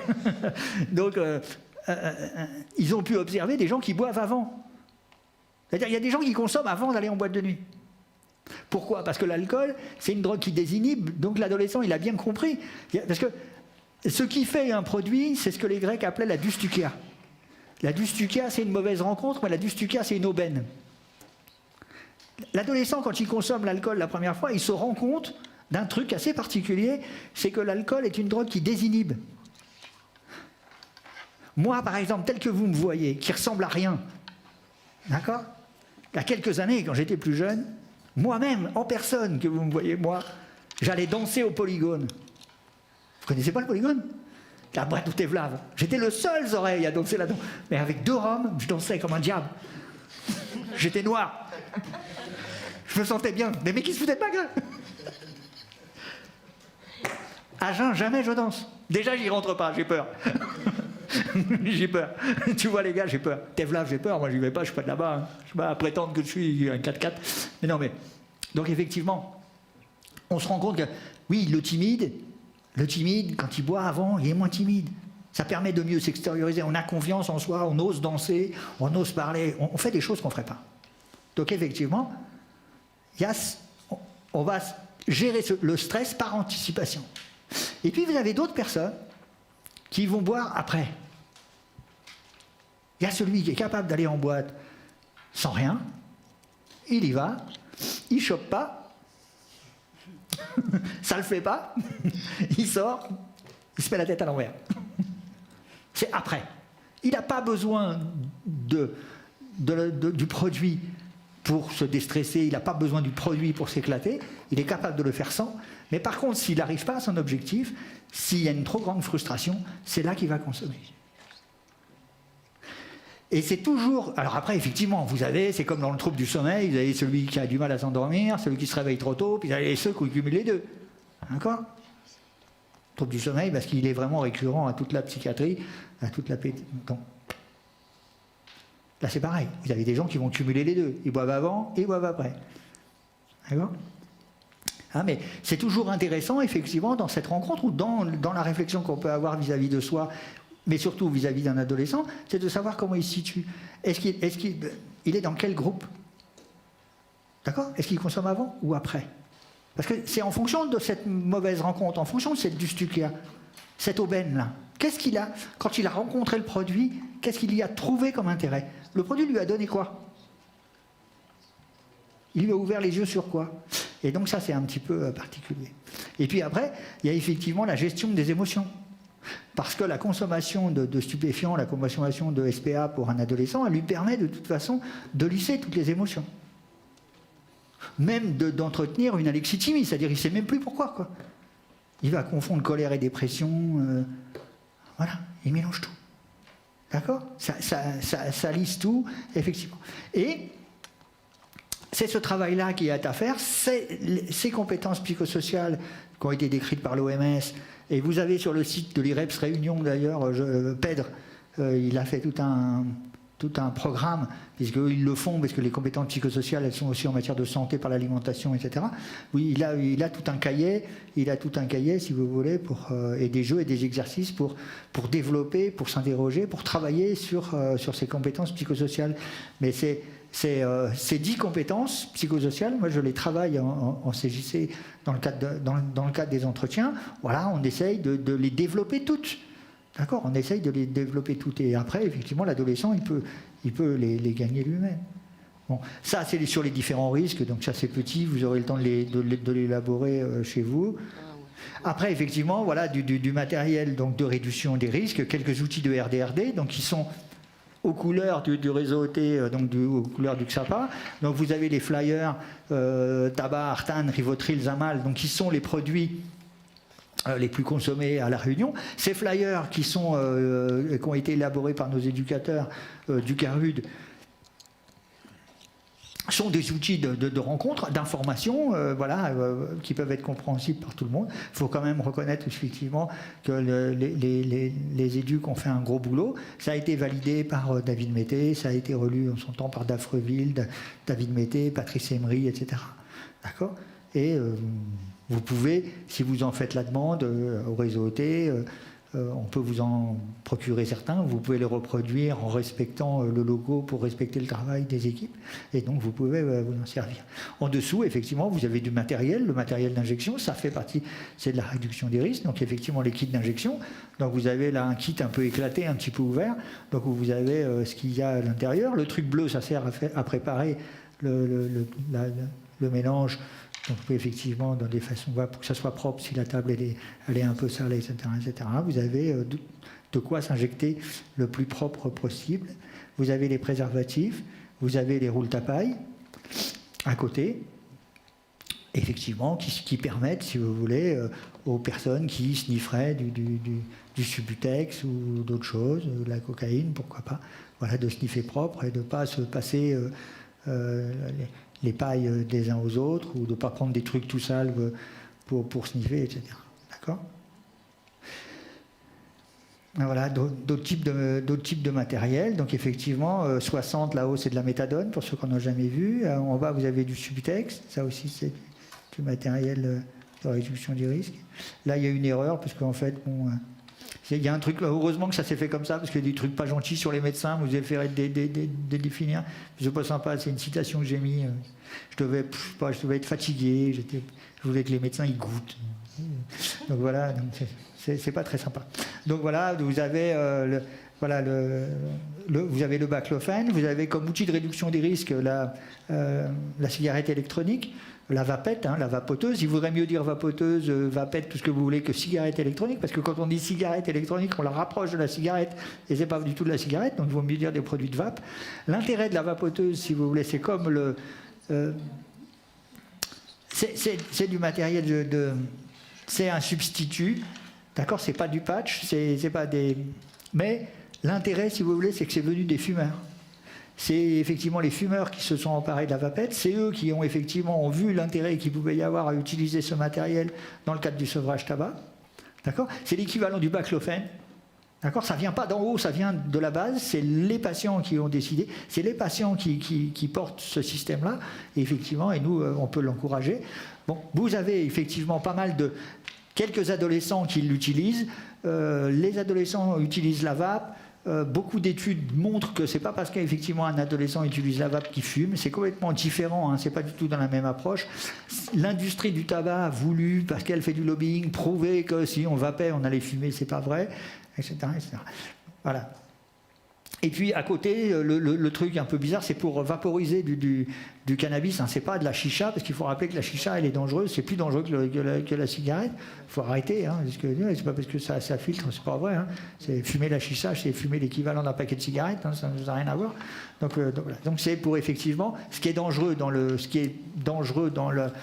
zamal, c'est la combustion. Donc effectivement, on peut peut-être le consommer d'une autre façon qui soit pas dangereuse pour la santé. Et donc, voilà ma phrase, donc effectivement, pour les médecins, donc goûte ça, non mais je vous dis ça, je ne sais pas pourquoi j'ai mis ça, je devais être un peu malade, hein, malheureux médecin qui, méconnaissant le péril, traite de fantaisie sans portée comme sans durée, cette obstination dont il espère avoir raison par des médicaments, des conseils amicaux ou par la ressource, encore plus défectueuse que l'intimidation. Donc oui, c'est une phrase qui est pas tellement sympa, mais effectivement, pour dire que faut pas traiter par la fantaisie la crise d'adolescence. Faut pas dire que ça va passer. Faut pas dire que c'est normal. Il faut toujours essayer de s'intéresser à la crise d'adolescence. Il faut vraiment se pencher dessus. C'est un objet à connaître pour essayer d'apprécier, d'évaluer si effectivement elle est problématique ou pas. La pire des réponses à dire à des parents, ça serait de leur dire, écoutez, ça va passer, c'est pas grave, je vais vous donner un conseil, faites feuille songe, ça durera pas si longtemps. C'est un garçon, ça va traîner en longueur, mais c'est une fille, oui, ça va être violent, mais ça va pas durer très longtemps. Non, voilà, cette phrase de Laseg sur les médecins, elle n'est pas très sympa, parce qu'effectivement, bon, c'est un reproche qui est fait en disant que vous traitez parfois certains mots à la légère, et vous pensez qu'en donnant quelques conseils ou en donnant un médicament, ça va passer, parce qu'effectivement, vous ne voulez pas vous décentrer et vous ne voulez pas faire le petit pas de côté qui vous permet d'être à l'écoute d'un patient et qui aurait peut-être des choses à vous dire et des choses à confier. Donc c'est pour ça qu'effectivement le dispositif de la CJC, le dispositif d'Exapa, ce dispositif médico-social, il est intéressant comme dispositif complémentaire de la pédopsychiatrie, parce qu'effectivement on peut être à l'écoute d'un adolescent qui ne va pas forcément mal, d'un adolescent qui est dans le mal-être, mais on peut effectivement l'aider à devenir un adulte plus équilibré, l'aider à construire un adulte qui soit beaucoup plus intéressant, qui ne se mette pas trop en danger. L'intérêt de la CJC, c'est effectivement d'intervenir au début des usages pour que les usages ne soient pas si dramatiques que ça. Le but de la manœuvre, si vous voulez, c'est qu'en fait, éviter que le consommateur qu'on reçoit aujourd'hui ne soit pas le patient de demain. Par contre, effectivement, il peut être un consommateur. Il peut être un consommateur, il peut consommer... il peut consommer de l'alcool, puisque c'est la drogue licite dans notre culture. Il peut consommer de l'alcool de façon modérée, une fois de temps en temps. S'il est capable de ne pas boire d'alcool pendant 2-3 jours par semaine, s'il en boit une fois occasionnellement, peut-être qu'effectivement, il a un rapport pacifié et pacifique avec l'alcool. S'il en est incapable, non. Sur la consommation de Zamal, c'est de lui dire que moins il en fume, mieux c'est. Dans effectivement ces problématiques d'adolescents et d'addiction, faute de temps, on n'a pas pu aborder une thématique intéressante, une thématique qui est très prenante. C'est ce qu'on pourrait résumer, si vous voulez, d'un terme un peu trivial, sous le cas psy. D'accord ? On a beaucoup effectivement de jeunes, d'adolescents psychotiques qui viennent dans l'Exapa, qui effectivement consomment, et pour eux, ça n'a pas du tout la même incidence. Souvent,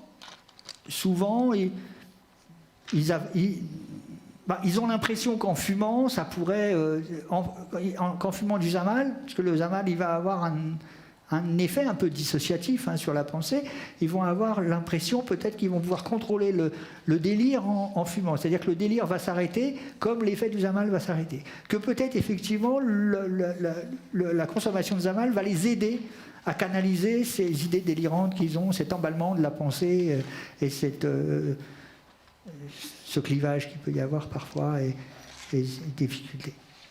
De l'autre côté, certains vont, et ils sont assez nombreux, ils vont avancer le fait que finalement, fumer du Zamal, ça les rend normales. C'est-à-dire que quand ils fument du Zamal dans un rond, ils sont comme tous les autres ados.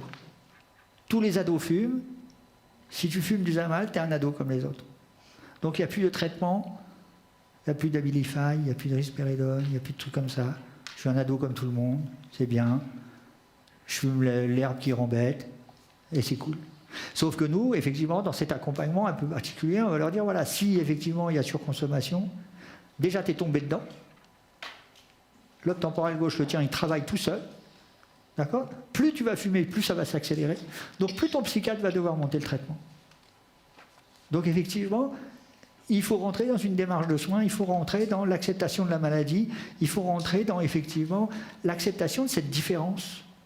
Il y a effectivement des gens qui sont différents parce que, entre vous, entre moi, entre nous autres, on n'a pas tous le même rapport. Il y a des gens peut-être ici, parmi vous, qui ont essayé le Zamal. Je ne vais pas lever les mains, il y a Marcel qui est là. Mais, et puis vous vous êtes rendu compte que ça ne vous fait rien. Il y a des gens, ils fument du Zamal, ils disent, mais je ne comprends pas, à part que ça pue, ça ne sert vraiment à rien. Il y en a, ils tirent de là, ils dorment.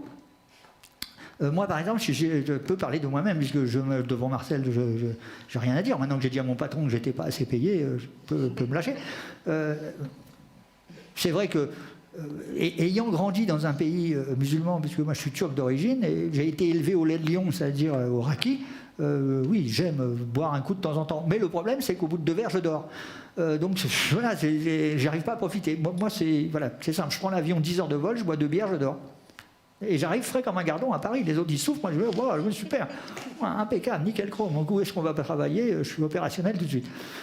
Donc voilà. Mais c'est vrai que je me sens des fois en décalage dans des fêtes. C'est vrai que des fois, oui, je vais à Grand Boucan, je vais dans des trucs comme ça. Et je me dis, mais moi aussi, j'aimerais faire des fêtes dionysiaques comme ça. Et j'y arrive pas parce que je dors. Alors, donc, c'est pas la peine. Je vais jouer au Titi Twister, je dors. On me dit, tu l'as vu celle-là ? Non, je dors. Donc, ça sert à rien. Donc, effectivement, on a tous un rapport un peu différent avec les produits. Il y a des choses qui vont nous réussir, des choses sur notre fonctionnement, sur notre biologie interne, sur notre fonctionnement à nous, ça va nous aller, et des produits qui vont pas, ça va pas marcher. On va se sentir mal ou ça va pas y avoir d'effet. Voilà. Donc, c'est un petit peu comme ça qu'il faut travailler avec l'adolescence, c'est-à-dire on ne peut pas consommer tout, c'est aussi une découverte personnelle. Il faut qu'on arrive, par ces rencontres, par ces croisements, à voir quel impact, quel effet tel produit il a sur mon comportement. Est-ce que ce produit, il me va ? Est-ce que je fais un bon trip ? Est-ce que j'ai un bon délire ? Ou est-ce que ça me fait souffrir ? Est-ce que ça me crée des crises d'angoisse, etc. Parce qu'il y a beaucoup d'adolescents, quand ils découvrent le Zamal, qui vous disent ça. C'est-à-dire, ils font... vous avez la crise blanche, c'est-à-dire quand ils deviennent tout pâles, là, ils sont malades parce qu'effectivement, ça ne va pas. Et puis après, vous en avez d'autres qui font des bad trips, ça leur crée des crises d'angoisse. Oui, il y en a certains qui rigolent, mais d'autres pas. D'accord ? Donc effectivement, c'est assez problématique. Et sur les adolescents qui ont des problématiques psy, c'est un travail qui est différent. Donc effectivement, nous, on est en lien avec la pédopsychiatrie. Je vous ai dit tout à l'heure, on est en lien avec le pavillon Vanille, on est en lien avec le CAPAS. Moi, je vais à Henri Vallon et avec la Casado. C'est-à-dire, on reçoit des jeunes qui sont suivis en pédopsychiatrie pour essayer d'aborder la part et la position de la dictologie. La position de la dictologie est discutée avec l'adolescent de cette consommation, de ces usages, et de pourquoi effectivement certains sont fortement déconseillés, voire il faudrait même se les interdire pour aller mieux. Mais pour pouvoir se les interdire, il faut pouvoir discuter de cette pseudo-solution qu'on a trouvée. Il faut que l'adolescent il accepte d'y renoncer, il faut qu'il perde pour voir ce qu'il a à y gagner. Et tout ça, ça se fait dans le dialogue et dans la rencontre. Et puis, des fois, ça va assez bien. Mais c'est vrai que c'est une thématique qui, à elle-même, est extrêmement intéressante et qui prendrait des heures et des heures et qui est peut-être, effectivement, pas assez pensée dans un DU d'addicto, mais effectivement, un DU d'addicto ne peut pas servir tous les objectifs. Je pense qu'à la limite, on pourrait même envisager de faire un DU addicto adolescent, tellement il y a de choses à dire sur la problématique addictive à l'adolescence. Voilà. 4 heures, on a relevé le pari de Nicolas, sans fumer, c'est pas mal. Je reste à votre disposition, par le site, puisque je crois le document, vous aurez le PowerPoint. Vous savez où me trouver, au réseau OT.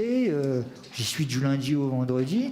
Si vous le souhaitez, vous pouvez effectivement venir en stage au réseau OT, soit pour participer à la consultation médicale du matin, donc en TSO, médicaments détournés de l'usage, problématiques complexes, détournement de médicaments, etc., avec les médecins, Patrice Emery, Cindy Serra, Kenneth Sherwin. Et sinon, vous pouvez effectivement, on peut se rencontrer sur le CASOT pour aborder la problématique des adolescents dans le cadre de la CJC, que j'anime avec une collègue Julie Bourbon, qui n'est pas là aujourd'hui c'est moi. Mais vous aurez aussi l'occasion de voir l'assistante sociale, Mme Cochet, plus tard. Donc voilà, vous pouvez réfléchir, poser des jalons.